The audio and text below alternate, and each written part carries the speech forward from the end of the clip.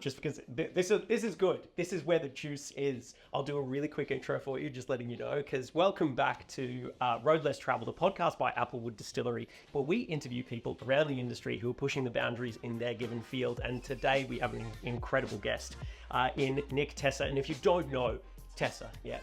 I mean, I say Tesar, but my work name is Tesar because things are like this. Yeah, absolutely. Yeah. And that's how everyone I've heard pronounces it as well. Nick Tesar. Yeah, but I'm from Queensland, so I can't even pronounce my name. Yeah, fair. So Nick Tesar is with us, who is from Four Pillars, Marionette, and he's the 2022 World Class, Diageo World Class winner for Australia. And you came third in the world. Second in the world. Wow, I'm really sorry I dogged you on that one. Yeah. Came second in the world as well for the Worlds. Just an incredible bartender, like a personal hero of mine. Fucking love his work. And you've been working on, well, you've got a whole bunch of stuff going on at the moment. Like you were just telling me 60 hours a week at Four Pillars, 30 hours a week at Marionette. Well, depends on the week. Oh, okay, yeah, true. Yeah, holy shit. So Four Pillars is like quite varied work. It fits into a lot of different areas. Okay. Lots of training, lots of education. We've got a couple of different hospitality venues and working with those to help the amazing teams with their drinks. Yeah, for sure. And then, writing all of the drinks strategy for products that are released and the way that we communicate drinks in the company. Yeah, holy crap. And like how's like what's the major difference between working for Marionette, which is your baby, like it's a huge part of your life so far?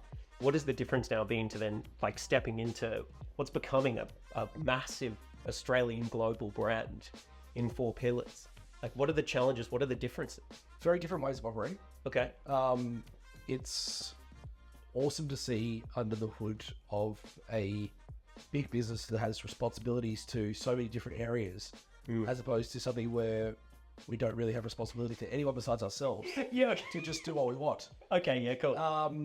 And to have that structure is amazing. And it also gives me so much understanding of where we want to get to. Yeah, for sure.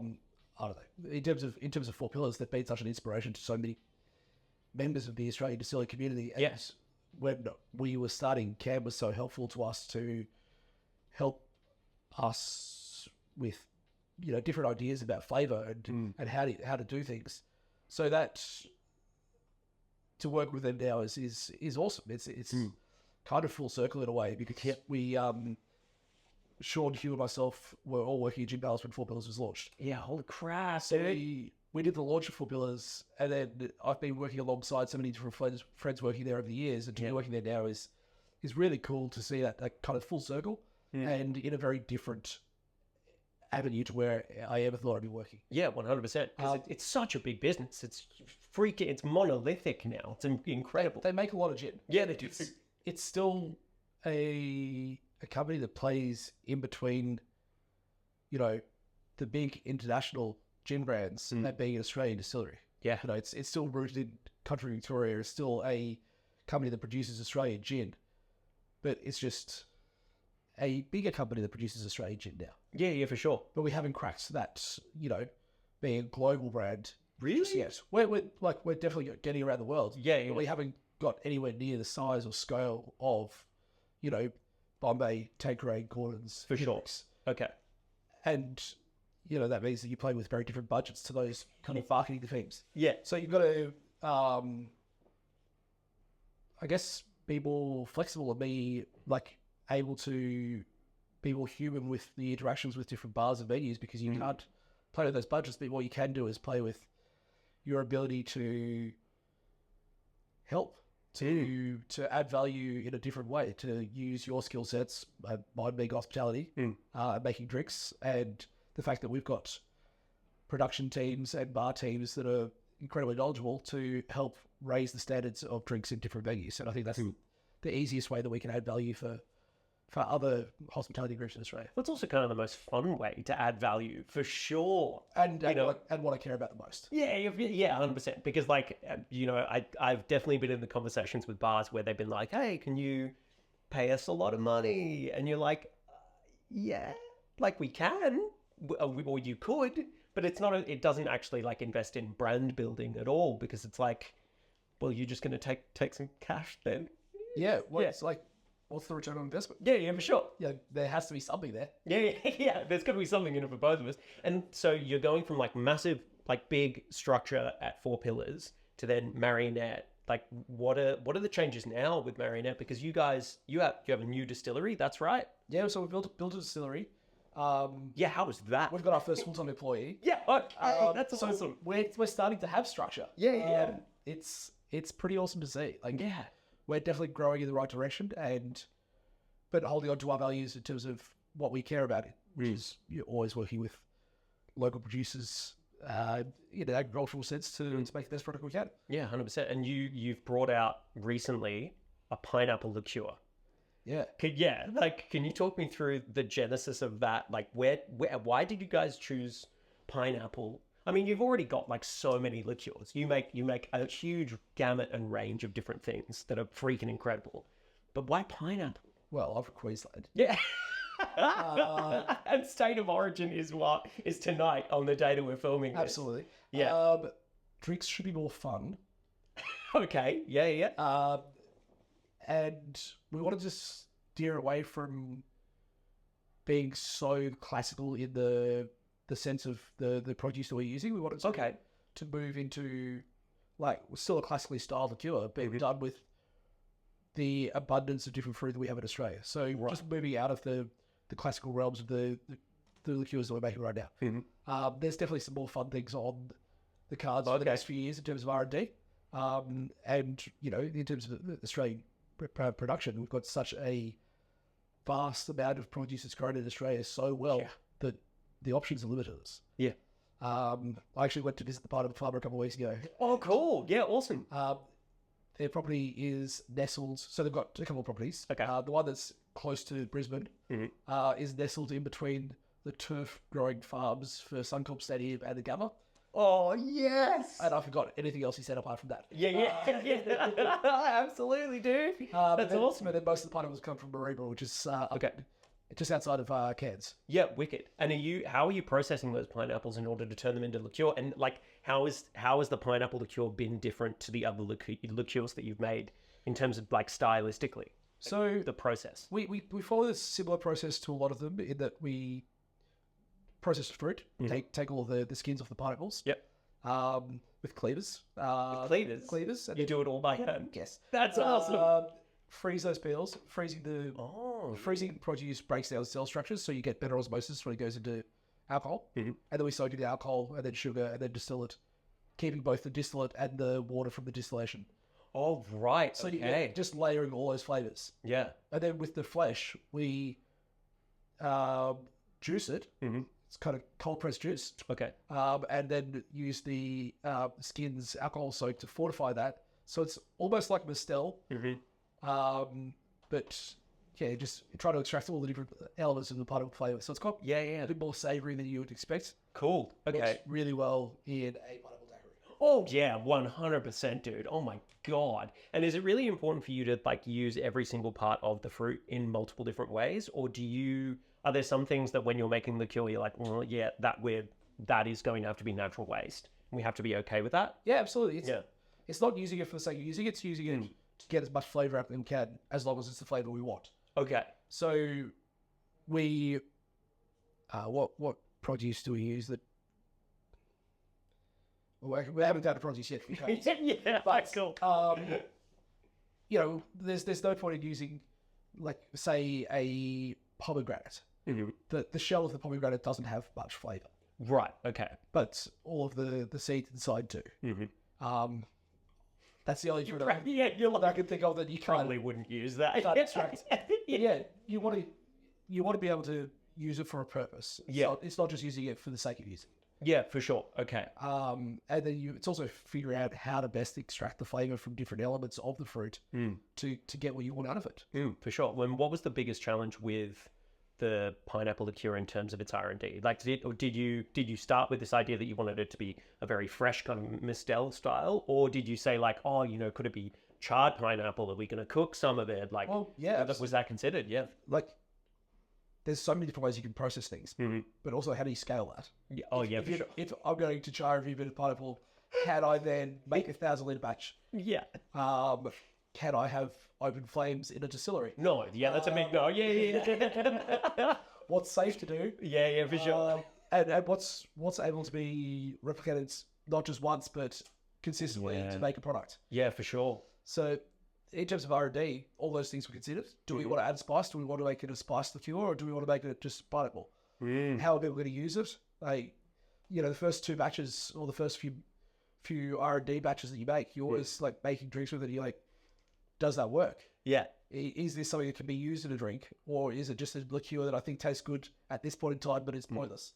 Yeah. Okay. Do you really have to be quite harsh with yourself creatively when you're going through that process? Yeah, absolutely. Yeah. So if we look back to where we came from, the first batches of Cassis and the first batch of Curacao were at different alcohols and sugars to where they are now.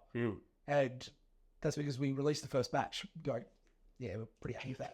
yeah. But then to go to our bartender friends, we were coming to the realization that they wanted it to be slightly different to be used in those drinks. Yeah. So now the process is very much, how do I use it in these drinks? What do I need to change? Does it taste good by itself? That's because that's how everyone's going to taste it when they are sampling it. But then, does it make these drinks? These are fit for purpose. Yeah, okay. And that fit for purpose kind of remit is distinctly important to how you're actually conceptualizing all of your liqueurs.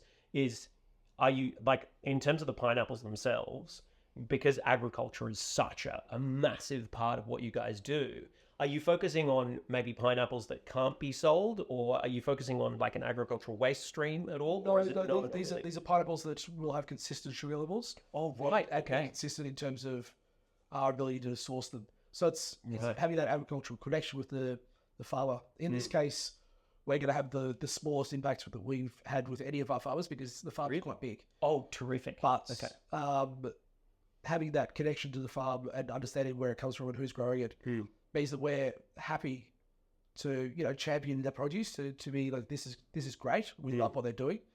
But also, that you're going to get like a consistent product that's grown in the same way and will have relatively similar flavor profile.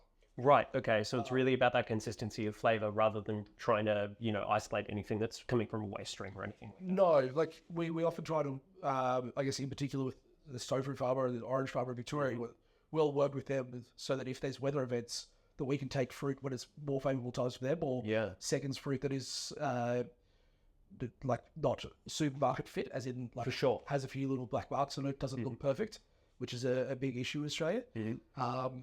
It won't have the same impact on the pineapple farm because it's just gargantuan. Yeah. Okay. They grow lots of fruit. Yeah, 100%, dude. Yeah. So with what's going on with the fruit farmers throughout South Australia at the moment, for example, have you guys looked into that as a way to source fruit with like SPC, slashing its ordering by 40%? I mean, we already work with a farmer who's been affected by that. Really? In North Victoria for the stone fruit, and that was kind of how we, and that was like, early days of that, like when SPC changed 10 years ago, not just like the recent changes. Yeah, for sure.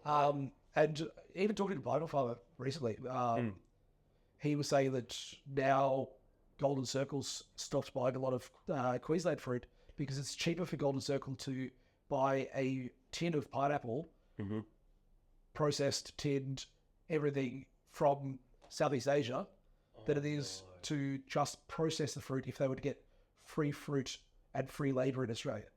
Just to process it in Australia is more expensive than buying the tin from elsewhere. Yeah, that's wild. Yeah. That's crazy. The average price of labour in Australia is $35 an hour now. Yeah, for sure. And, everyone who picks fruit gets paid properly. Yeah. Which is great.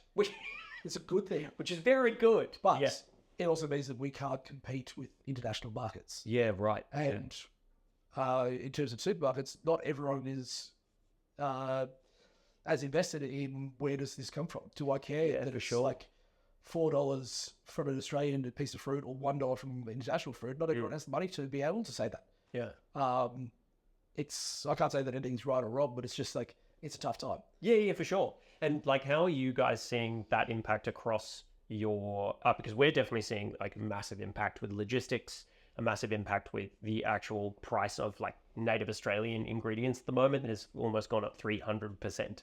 It's quite significant. How are you guys navigating those hurdles, and then also like things like excise at the moment? Like, Is that a challenge for you guys currently, or have you guys, especially since you're making liqueurs and they're lower in ABV, you're kind of Look, cushioned from that, or?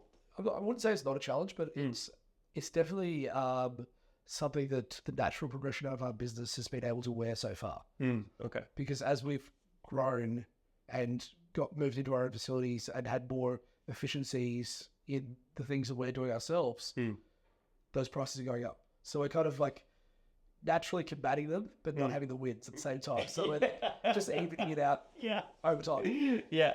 So it's been like a balancing act, but we're to the point like where we kind of balanced it out by being more efficient and doing more things ourselves. Yeah, fantastic. And speaking of doing more things yourselves, you've got this new distillery now.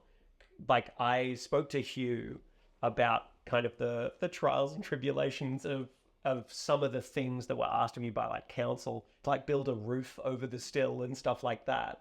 What have the challenges been with building your own distillery? And do you have any advice for like previous distillery builder Nick? Like, these are the things you need to know. If you want to build a distillery in Australia, these are things you need to know. Do you have like some tips, I guess? Give yourself an extra year and budget a lot more money. Yeah, awesome. I actually think we did really well.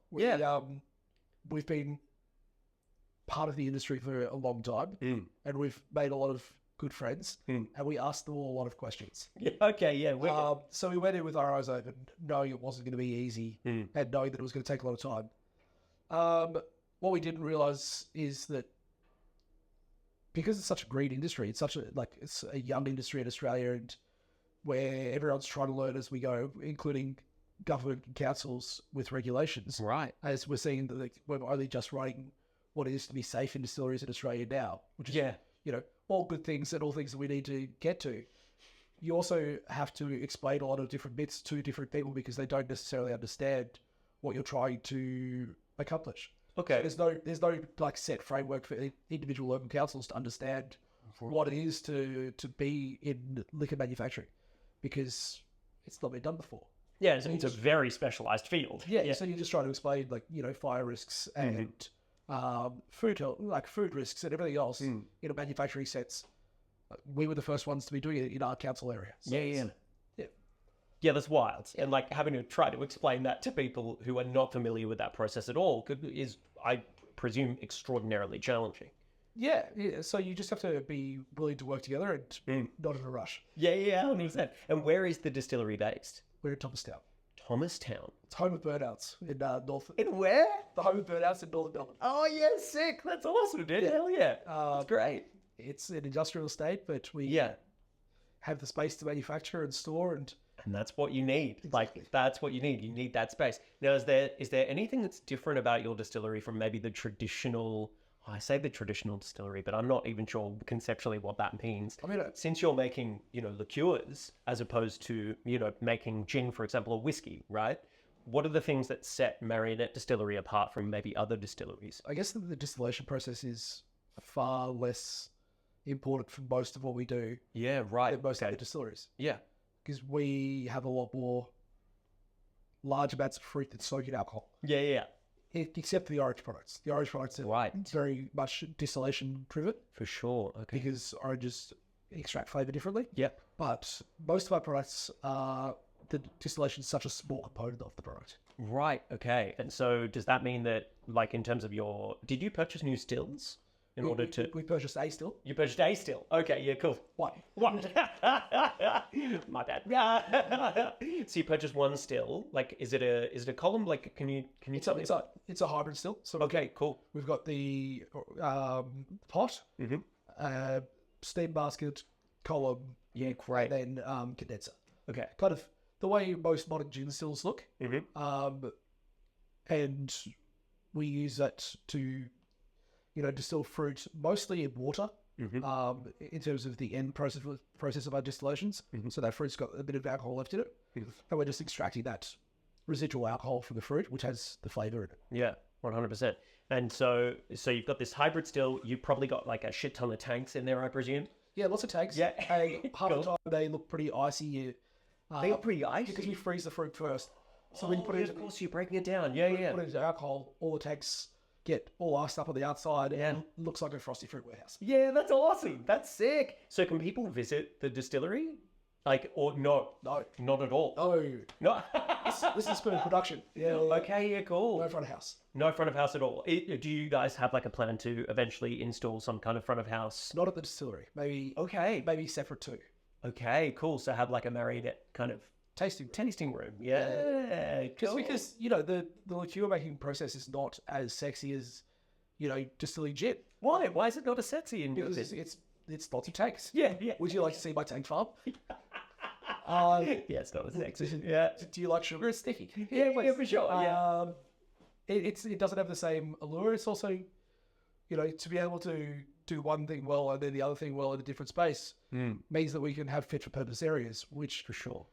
aren't necessarily compromised by making everything safe for having consumers there or making a tasting room nice and pretty by having tanks of sugar there. Yeah, for sure. Yeah, absolutely. Yeah, and like the last thing that you want in a tasting space is people to have their feet like sticking to the floor and just not having a good time. Like that's definitely not something that you need. Yeah, I mean, it's an authentic experience. Yeah, it's for probably, sure. not the consumer experience. Yeah, 100%. It's a little bit more agricultural. Let's just put it that way. Yeah. And so has your time at Four Pillars informed and helped you with this building process at Marionette in terms of maybe moving into a larger kind of manufacturing center or that kind of stuff? Not really? I'd say that it opens the doors to more friendly people to ask questions to. Right. Okay. But those people have always been there. Yeah. We're just in a very fortunate position to work well with so many great Australian producers that we can ask these questions of. Yeah, cool. And my role in Four Pillars is not in manufacturing. It's not in the back of house production. I'm there to educate and talk and, make some drinks and Yeah, for sure. do the Do fun the stuff. entertaining. Yeah. So it's not the same as the Marionette role. Yeah, 100%. Because that Marionette role for you is very much R&D. You're creating these products and crafting them. Yeah. Doing all that kind of wonderful stuff. Yeah, like that's your job. Yeah. Head taster. Yeah, I think it works well. Yeah, head mouth. Yeah, 100%. That's good. That's so cool. And so, how have you been like going about your R&D process now? Are you looking at other fruits in terms of Marionette, or looking at other products? Like you did mention it. Is there anything that you've come across recently that you've been umming and ahhing about in terms of other ingredients? I mean, look, a weird one that is I just really want to R&D with, and I think it's got more to do with the fact that the farmer is a friend of mine that I used to work with. Some chefs from Melbourne have moved to Tassie to grow produce. Little farm north of Launceston. Oh, cool. Growing great radicchio. Classic. Yeah, okay. Not at all. What the fuck? So I'd like to do a bit of R&D on that. On radicchio. On the Barrow. Oh, on a Oh, true. Okay. So that's one of the more obscure things that I'd like to do R&D on. Yeah, for sure. I will do this year. Well, how are you finding the Amaro market at the moment, or the aperitivo market? Because it's now becoming it's becoming a more mature market in Australia when it comes to, people understanding Amaro a little bit more. Yeah. Do you think people are ready for Radicchio Amaro, which I think is actually when I put it together, there's some marketing chops there for sure. Look, I think people are ready for it. I don't think I don't think it'd ever be a high volume product. Yeah. Okay. Yeah. But it'd be great. For sure. I also don't believe that every product that we make needs to be in every place. Yeah, true. If Okay. we make a Radicchio tomorrow, it should be in little pasta bars as a digestive more than anything else. Yeah, for sure. Yeah, absolutely. Do you sometimes, do some of your ideas, do you get caught up in them and you're like, oh yeah, if we could, this doesn't need to be for anyone but me in terms of the creative process? That's why I have business partners who tell me that's decent part and we should do something else. Yeah, okay, yeah, 100%. This is still a business. Yeah, of course. What's been like one of your crazier ideas that has never made the light of day? Oh, it was an idea that I had for years. And I think I actually entered it in an Anther gin competition. Oh, cool. Let's say 10 years ago. Yeah. 8 years ago. Was to do a Muntry and cacao husk gin liqueur. Okay. Yeah, it has its own. Yeah. How would that have worked? I don't know. No, I don't know. I didn't. Yeah, okay. Yeah. It did not work because it was never made. Yeah. One of my business partners still thinks that we should be doing emu egg apricot. Yo, what? And again, I have still like that. Would that actually work? Emu egg advocate? In theory. Yeah. Do you have enough emu eggs in practice? I don't know. I don't know anything about emu eggs. Yeah, neither do I. I just know they're large. Yeah, and I also don't know anything about large-scale pasteurization of egg liqueurs. Yeah, for sure. Yeah. So I haven't done any R&D. Would you ever invest your time to like go to... Where is advocate predominantly made? Is it made in the Netherlands? Yeah. Yeah. Would you ever invest the time? Like, let's say you had all the money in the world. Oh, and yes. Yeah. Yes. Okay. Yes. Straight up. Yeah, straight. Yeah. Would I you would go to there. Filiers and go and, make avocado? Yes. Yeah, 100%. You would make a emu egg advocate. Yeah, because I'm pretty sure they stopped making it now as well. So Yeah, okay. Really, have they? I haven't seen it for a long time. Yeah, I They know used to it's have- nothing. They used to have it in like those old like clip jars. Yeah. You could spoon out the avocado to make a fluffy nut. Oh, yeah, that's the idea of spooning it out and just a bit gross for me. It was glorious. Yeah. So when you're working with flavors, like how do you come to like taste a product? Like if we're in a tasting room setting, do you view it in a very how can I put this? Do you view it in a very technical way? Or do you kind of bring yourself to tasting, if that makes sense? So like do you bring your like as the guys at Mutro Group and Jeremy would say, like an emotional tasting? Or do you view it from a very technical It perspective? depends what we're tasting. And Okay, like, and what are we tasting it for? Okay. I think that there has to be an objective to the tasting. Like if you're doing an analytical tasting on is this product good as a product is very different to is this product going to make a great drink. Okay, how so? Can you tease that back for me a little bit? So if I'm doing spirits judging and I'm like basing this on the category like information, as in like is this true to style? Is this how does this sit in terms of like the classical nature of these products? Is it a good spirit? You're being a lot more analytical of the spirit itself and what's in the glass, but you're not actually looking at what it's going to be used for outside of that. It's just purely looking at the glass. Okay. Whereas if you're like tasting a product and you're thinking about, a bar setting, like how is this going to interact with other ingredients? Will this elevate other products? Will this work well with other products to make a great drink? Will it be cost effective? Will it be accessible?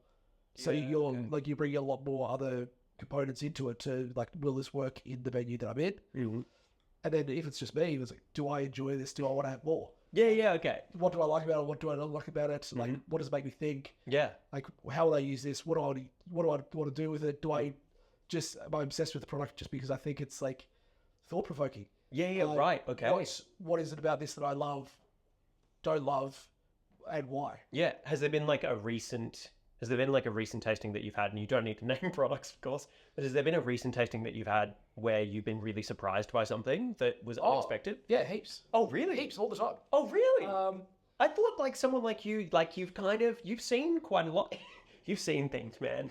You've seen things. Like, and mostly it's in a good way. You taste it, you're like, I want to, like, I don't like the idea of this product. I don't, like, this doesn't seem right to me. Fuck, it's delicious. Yeah.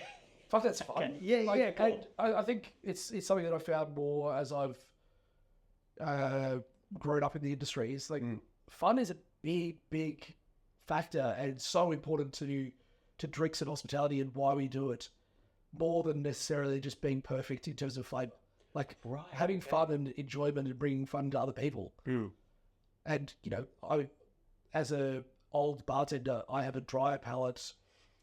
More serious, more likely to be drinking a Negroni at 1 o'clock in the morning, having knocked off a shift than a general consumer. Sure. Very different palate to, like, this drink is bright green, tastes like apples, and 6 people are giving each other high fives and having a great time. Yeah. Like, which drink is more successful? Yeah. We need to make people have fun. And so there's got to be that balance of both. Yeah, for sure. Like, and I think that's really important when you're tasting things is like, not everything has to be serious. Not everything has to be like so deep down the rabbit hole of like this flavor is immaculate, everything's perfect. Yeah, and I'll always chase that in terms of like pulling flavor out to make a product. I love that nerdiness. But so much of the industry is like, how do we make people have fun? For sure.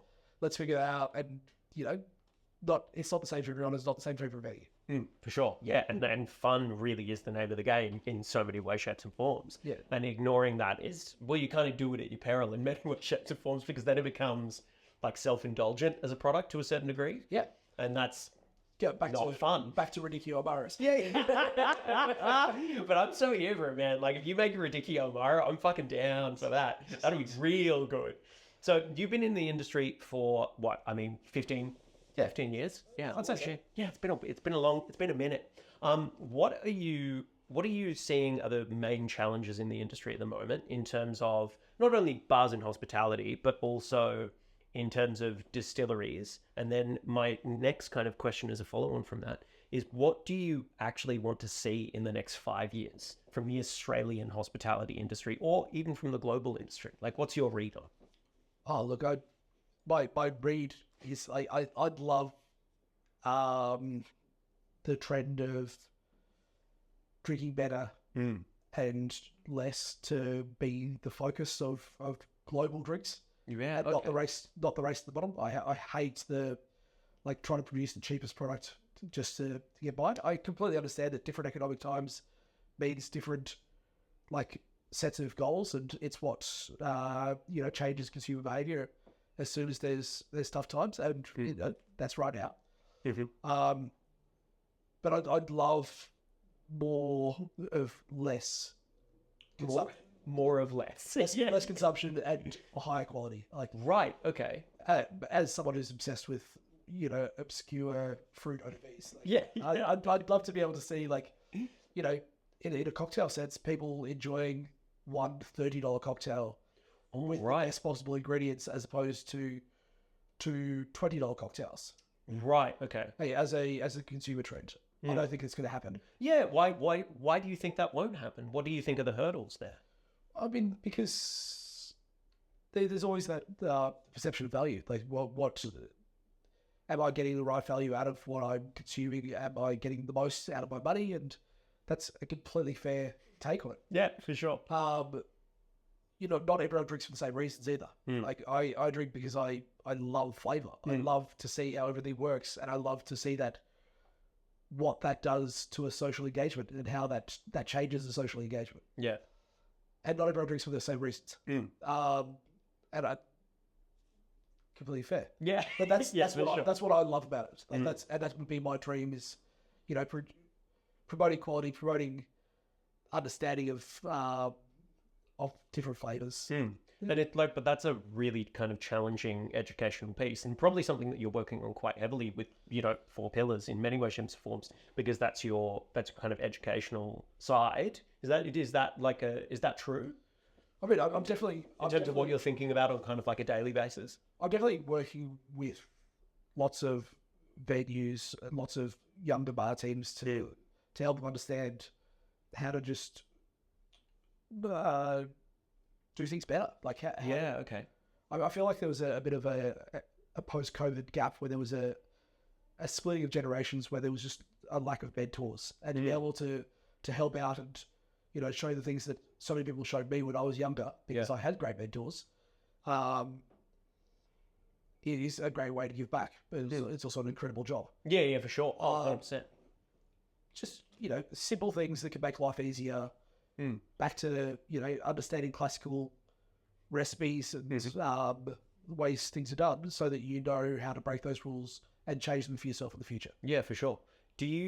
What's your reasoning behind, and what do you think the reason was why we had that kind of lack of mentorship within, especially domestic hospitality? Because I completely agree that there did seem to be this gap in terms of people who were maybe not willing, that's a kind of terrible way to phrase it, but people who were excited about mentoring young bartenders. They felt like this fatigue maybe within senior bartenders, but like, how do we get more mentors within the Well, industry? I think it's cyclical. So we will be in a better state in a couple of years' time as we've had more people who are managers now who've been in the industry for a bit longer and have those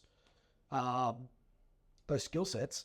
But it's because we have mass exodus from the industry. Yeah, right. Okay. Why there was that bubble effect of like that mid-tier gone.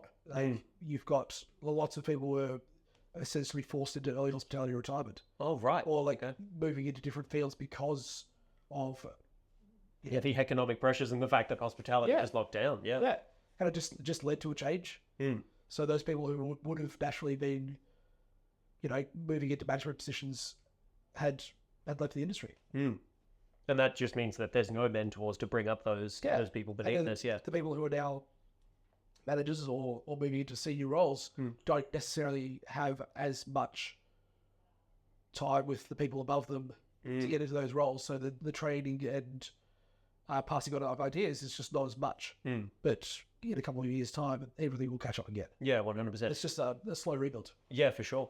And like you're probably one of the key mentors within the Australian domestic industry. Like you work for an incredible, iconic Australian brand that teaches people about the environment and what's around them. And then you're also working in Marionette. What if you're speaking to someone who's maybe wanting to move into that kind of mentorship position for their staff, or or they've stepped into a management role and they're not quite sure how to be a manager? Do you have any advice for people like that who are maybe moving up into the industry and maybe don't actually understand how to do what they're doing? Absolutely, outsource.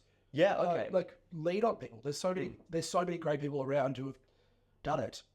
Bring in your friends to do training sessions. Like use the information. There's so many people who want to pass that on, and so many people who are working in sales or brand advocacy or production for different companies. If you work with someone and you appreciate what they do, I'm sure there's going to be someone who is super passionate about that product or that product sector or an ingredient or produce that will come and pass on knowledge. Now, the more that you can take from each and every one of those different areas that you work with, the better the team's going to be and the more appreciative the team's going to be of what you do. What do you think stops people from doing that in the first place? Like, actually, is it maybe an Australian tall poppy thing, or I don't know if it's tall poppy. I don't think that people realise that that's an option that you can that you can ask people to come and spend an hour with the team and give that presentation. Yeah, I was fortunate to watch Jason Crawley do a presentation recently, and Jason Crawley is someone who delivered some of the first trainings I had in the industry, and he's still doing it. Yeah. But people just don't, I guess a lot of people don't know who he is now. And to watch him talk about drinks, he makes Crawley's syrups. Great. Incredible cocktail syrups, yeah. But also he's got, some of the best bar chat I've ever heard. And gets all of the fun elements of the industry, but also knows more about hospitality and drinks than I will ever know because he's been in it for so long and loves it. Yeah. So to, call people like that and be able to sit in on those conversations is amazing. I still love sitting in on those, and I've been doing it for a long time. Yeah, 100%. Do you think that to a certain degree, maybe having a lack of mentorship has meant that there is a little bit of a lull now in terms of young passion within the hospitality industry? Or do you put that down to maybe younger people are drinking less? Or they're at least to me, there kind of feels like there's this little bit of there's not as many young bartenders as I remember when I was young. If that makes sense? Yeah, look, I think it's a combination of all of the above. Oh, right. I think that the young passion is there. And I think it's coming through. I think that there's, less of a clear pathway to growing as a bartender. Okay. When I was younger, you used to be a glassy and then a bar back and then, work in dispense and then get onto the bar and work on the floor and you take the time to work in every different area of hospitality to get to the bar, to then get into junior management and so on. And now I think that there's, you kind of put your hand up for a role and you get to do it, which is amazing, but you don't necessarily get to go through all the different areas and you don't get to see that clear pathway to where you want to go. Right. Okay. So I'd love there to be a hospitality mentoring area for like, if this is what I want to achieve, how do I achieve this? Because I think there's a lot of people who are keen, but they just don't necessarily know how it is to go about this. Like the best way to learn is to go and find someone that you think is amazing and sit in front of them and ask them questions. Yeah, 100%. And like Drink some drinks. Drink some drinks. But like, don't just cheer the drinks. Drink them slowly and watch what everyone else is doing and take it in. Yeah, for sure. And that, I think that observation is like so key to, I think, refining where you fit within it as well, because it just allows you to actually perceive like I suppose what size cog you are in the machine, if that makes sense. Yeah. It's a terrible way of thinking about yourself. Yeah, yeah, it is. Like, you should go and find a job and work in that job. Find what you appreciate and go and drink in that place. Work in your job long enough that you can go and ask that person that you appreciate if you can have a job. Yeah, for sure. Okay. And then like use that as a stepping stone. Okay. I want to learn from you. How do I do this? Yeah, for sure. Keep showing up. Yeah. Do you think that people have maybe stopped showing up because there's, I don't know, maybe there's like an economic burden on top of that? I don't think so. Yeah. I think it's still there, but I just think it hasn't been as clear and it hasn't been as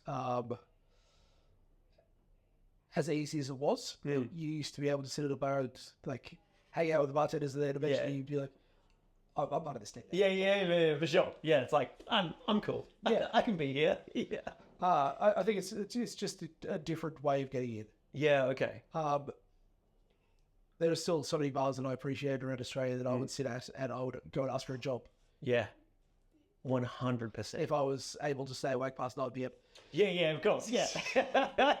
A lot of us can't really do that anymore, unfortunately. So last question I have for you before I let you get back to your very busy day. I understand that you're a very busy man, so thank you for sitting down with me with this time. If you had any advice for like the younger version of you, so like let's take, just starting out in Gin Palace, Nick Tesar, right? And if you were to give that person advice, that younger bartender, what would that advice be and why?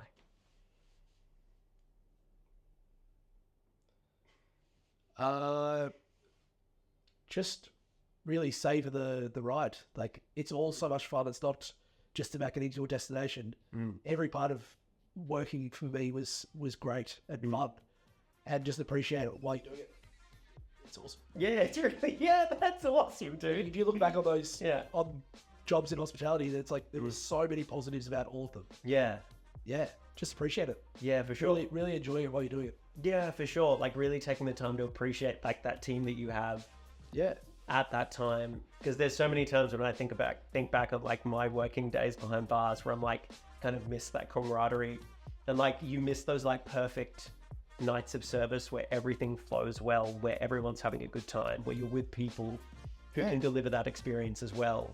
And you never get those really beautiful moments again of like sitting down after one of those like perfect shifts and like having a staffy with everyone and just really enjoying that moment. Yeah, it might feel like you're broken and terrible at the time, but like, celebrate it. Yeah. We just absolutely crushed that service. Yeah, 100%. And I'm going to sleep well. Yeah, absolutely, dude. Well, look, thank you so much for taking the time out of your day. Go Queensland for tonight. We're going to win. We're going to win this series. Absolutely. I feel it. Are you going to the game? I am.